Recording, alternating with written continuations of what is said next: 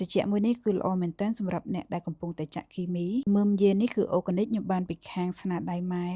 ក្នុងមួយសប្តាហ៍ខ្ញុំញ៉ាំមើមយានក្លុកហ្នឹងចន្លោះពី3ទៅ5ដងដើម្បីបង្កើនគ្រាប់ឈាមក្រហមណាដោយសារតែកំឡុងពេលចាក់គីមីហ្នឹងគ្រាប់ឈាមសគ្រាប់ឈាមក្រហមហ្នឹងគឺវាធ្លាក់ចុះខ្លាំងសម្រាប់អ្នកដែលចាក់គីមីដឹងស្រាប់ហើយតែកាលណាយើងអត់គ្រប់គ្រាប់ឈាមក្រហមទេគឺយើងអត់អាចចាក់គីមីបានទេលុះត្រាតែយើងនឹងមានគ្រាប់ឈាមគ្រប់បានពេទ្យគេចាក់ឲ្យយើងណាខ្ញុំស្រាវជ្រាវទៅមើមយាននេះគឺវាល្អខ្លាំងមែនទែនសម្រាប់បង្កើនគ្រាប់ឈាមក្រហមណាក្នុងនោះដែរក៏វាមានជាតិ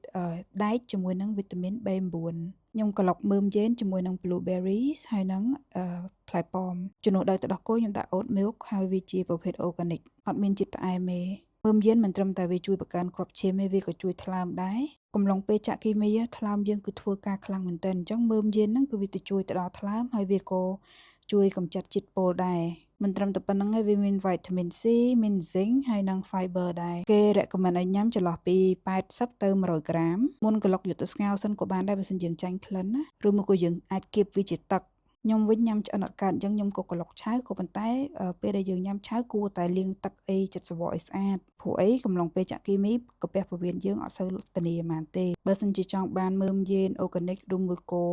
បន្លែផ្លែឈើផ្សេងអាចតាក់ទងទៅ page ស្នាដៃម៉ែខ្ញុំនឹង mention ឈ្មោះគាត់នៅក្នុង caption មានអ្នកខ្លះគេដាក់ជាមួយម្នាស់ឬមួយក៏ប៉មខ្ចីដើម្បីកាត់ក្លិនណាអញ្ចឹងអ្នកទាំងអស់គ្នាអាចសាកធ្វើនៅផ្ទះបានអរគុណច្រើនបាយបាយ